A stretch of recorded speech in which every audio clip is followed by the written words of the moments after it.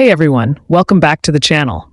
Today we're diving into some major updates about Canada's upcoming immigration levels plan for 2025-2027.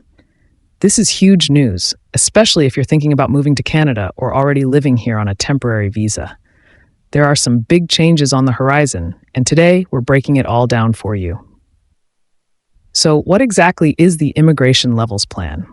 Every year, Immigration, Refugees and Citizenship Canada, or IRCC, releases this plan, setting a target for how many permanent residents will be welcomed to Canada. But it's more than just numbers. This plan directly impacts Canada's population growth, housing, healthcare, and even the job market. In short, it shapes the future of the country. And this year, things are going to look a little different because for the first time ever, temporary residents will also be part of the plan.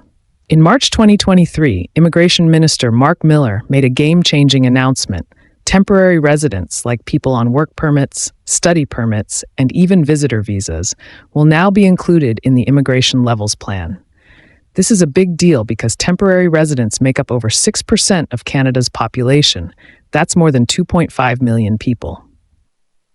Miller also mentioned that Canada is planning to reduce the number of temporary residents over the next few years, bringing the percentage down to 5% of the population.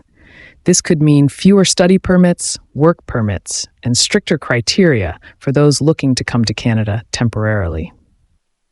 Let's talk about international students. In 2023, they made up 42% of all temporary residents in Canada. But the IRCC has already started cutting back on study permits. For 2023, they reduced the number of permits processed by 35%, and next year, they plan to reduce it even more.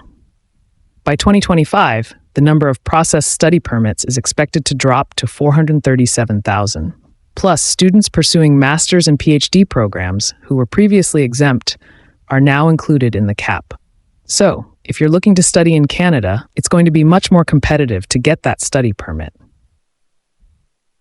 But it's not just students feeling the pinch. Work permits are also seeing some big changes. The Post-Graduation Work Permit, PGWP, program will have stricter requirements like new language benchmarks for university and college graduates. These changes mean 175,000 fewer PGWPs will be issued over the next 3 years.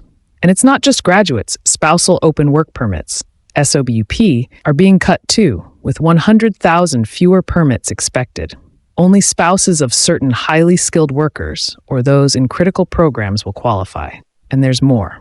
Canada's Temporary Foreign Worker Program, TFWP, is also facing tighter restrictions.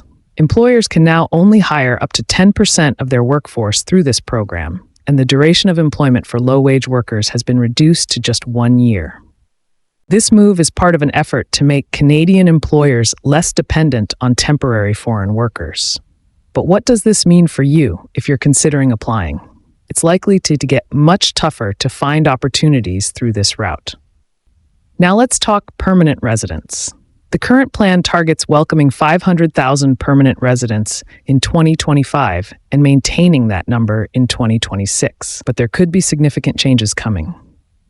Minister Miller hinted that Canada might change the type of immigration it focuses on, with more attention on economic immigrants, who already make up 60% of those accepted.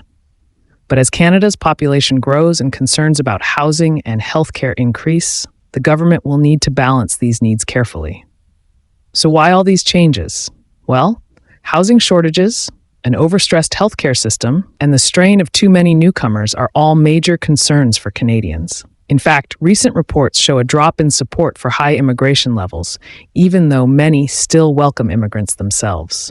Miller and other ministers have acknowledged that while immigration boosts Canada's economy, they need to be careful not to overwhelm the system, so we might see some big adjustments in this year's plan.